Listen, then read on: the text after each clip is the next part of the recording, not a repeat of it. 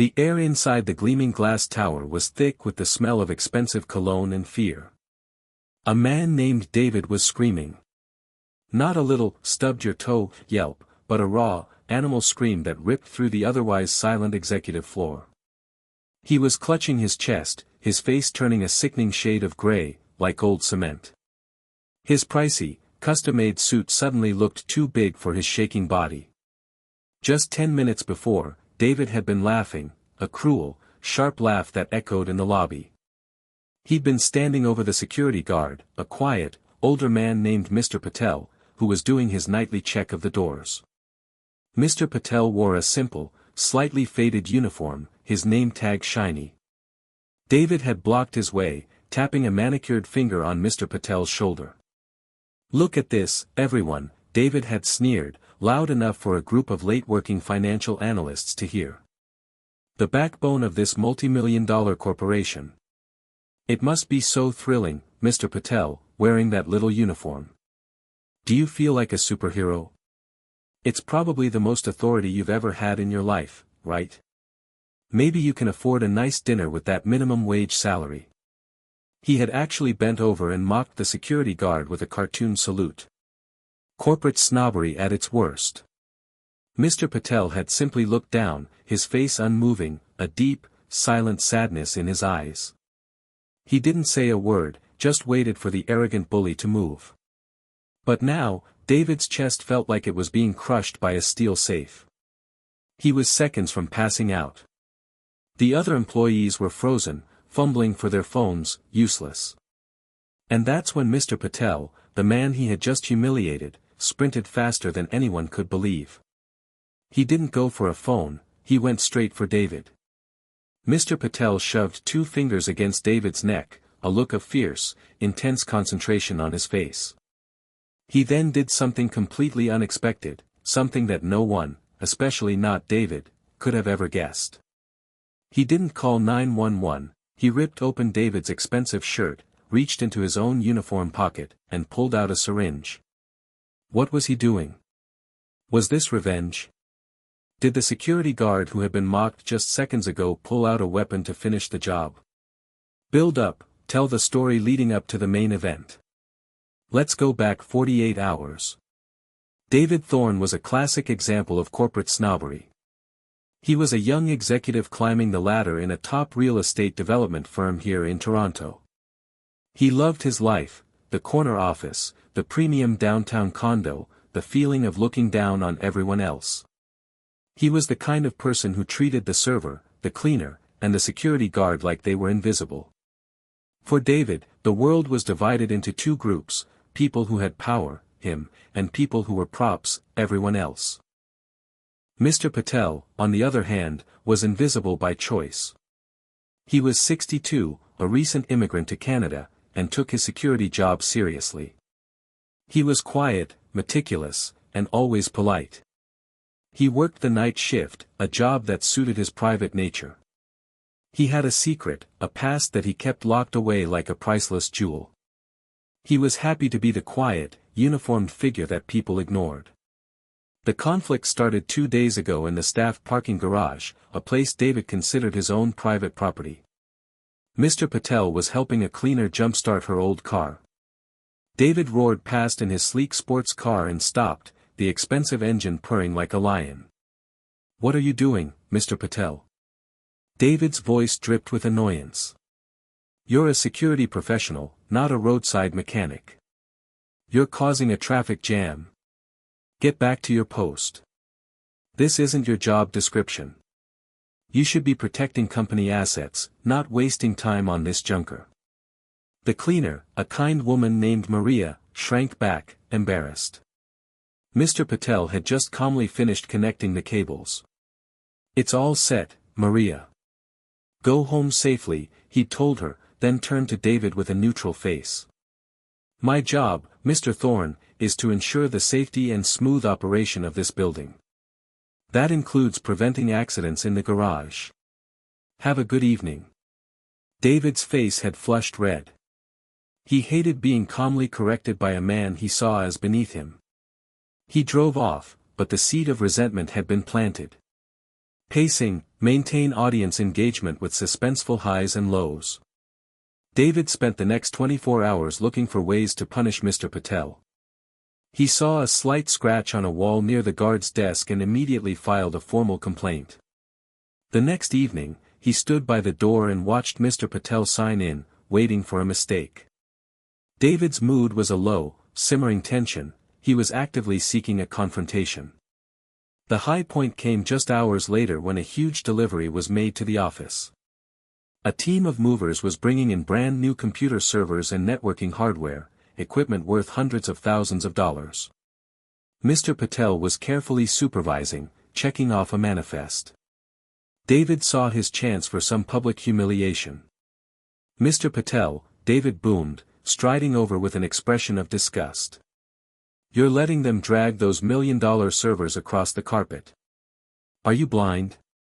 You should have laid down mats. Do you know how much a new server costs? That's not a box of cheap paper, it's the critical infrastructure of this firm. You clearly don't understand the value of capital. This is why we need to invest in a higher caliber of personnel." He put an exaggerated emphasis on the word personnel, making sure the movers and Mr. Patel understood his meaning.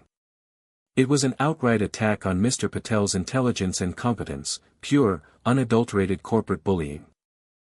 Mr. Patel had simply nodded, his eyes never leaving the manifest. "I understand the value, Mr. Thorne.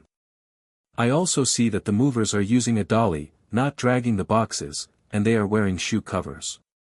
Everything is secure, and all items are accounted for. Have a good night." This calm, professional response only infuriated David more, sending him to an emotional low, plotting his next move. Cliffhanger cycle, end each chapter on an extreme event. David needed a knockout blow.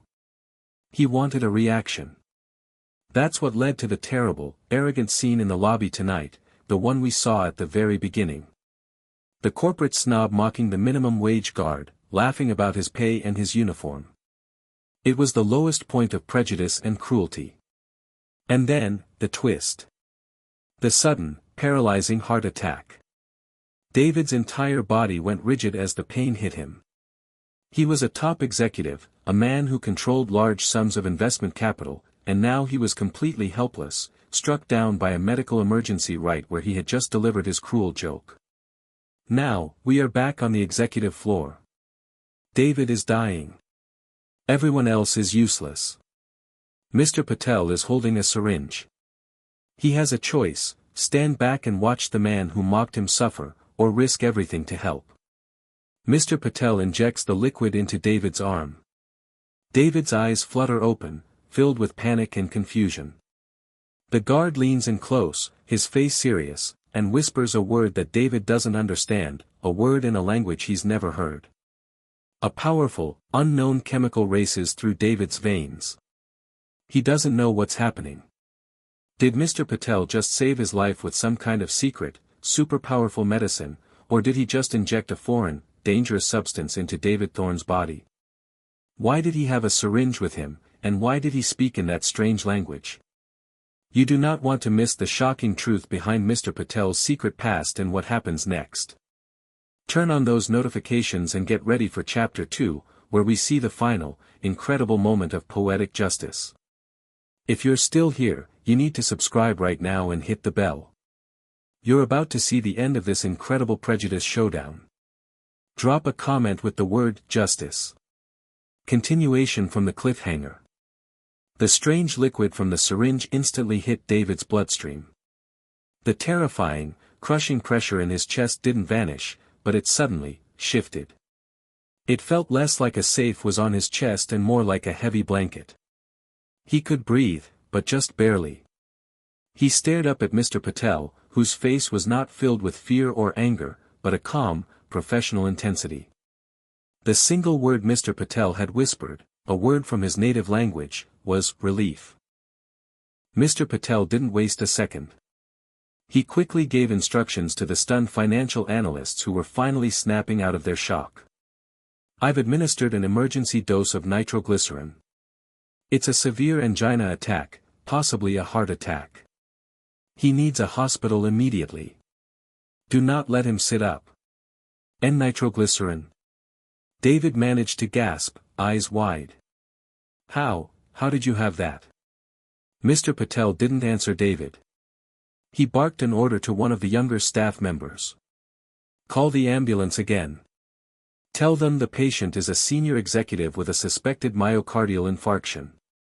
High priority emergency. He was talking the language of high-value medical care and critical infrastructure, not the simple English of a minimum wage guard.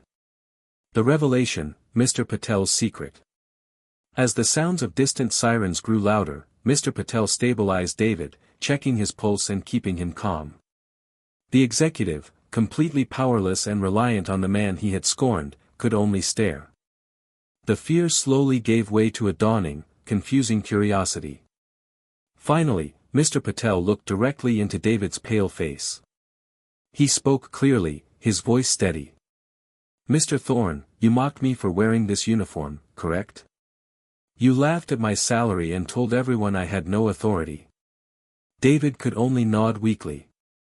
Before I came to Canada, Mr. Patel continued, I was a cardiothoracic surgeon. A very senior one.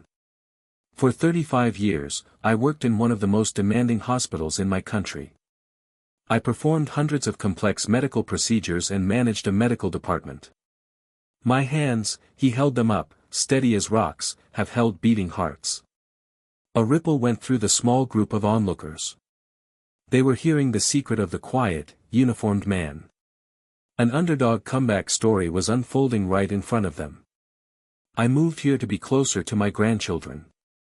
Due to the long and complicated process of getting my medical licensing recognized here, the many years, the paperwork, the time it takes, I needed a job immediately to support my family. This security job, with its low pay, was the fastest option. I took it. But a uniform does not change who a person is, Mr. Thorne. It only changes how people like you see them. He tapped the pocket where he kept the emergency medicine. I carry a few specific life-saving drugs with me at all times, a habit from decades in the field, because I have seen what a minute of delay can do. I saw you had a specific type of tension and shortness of breath the last 2 days. I saw the signs, Mr. Thorne. I was watching. And even after your cruelty, my professional oath and my humanity meant more than your prejudice. This was the ultimate prejudice showdown. The corporate snob was saved by the knowledge and skill of the man he viewed as less than worthless. The paramedics rushed in, and Mr. Patel calmly handed over David's vitals and the details of the drug he administered. He spoke to them with the clear, assured language of a seasoned medical professional. They looked at the unassuming security guard with immediate respect. As they carefully wheeled David away on the stretcher, David, now fully aware, reached out a shaking hand to Mr. Patel. He couldn't muster the strength for an apology, but his eyes were filled with a profound, gut-wrenching shame. The realization hit him: he had spent his life valuing people based on their title and their bank account, and his life had been saved by the skill and ethical commitment of a man whose title he had relentlessly mocked. Mr. Patel looked down at the former bully. Get well, Mr. Thorne, he said, without a trace of anger, only a quiet firmness. And perhaps next time, remember that the true value of personnel is not measured by the corporate payroll. David was taken to the emergency room, his life preserved by the man he had called a minimum wage nobody. Mr. Patel, the retired cardiothoracic surgeon, simply walked back downstairs. He adjusted his simple uniform, sat back down at his desk, and continued his shift, a quiet hero whose real authority lay not in a badge, but in his unshakable character and his hands that had held life itself. The story spread like wildfire throughout the office, quickly reaching the CEO.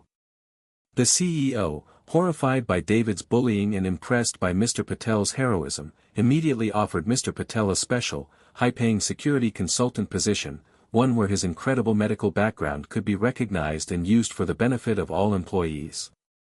David Thorne, facing a long recovery and the severe fallout from his widely known cruel behavior, returned to a company that no longer respected him. He learned the hardest lesson of all: real power isn't about the money you make or the people you crush, it's about the character you keep, especially when you are the underdog. The quiet security guard, the subject of his ridicule, received the promotion and the respect he deserved, while David's arrogance cost him everything that truly mattered. What an amazing story of prejudice, skill, and ultimate justice. If you were David Thorne, what is the first thing you would do after you got out of the hospital? Let me know in the comments, and don't forget to subscribe for more powerful stories.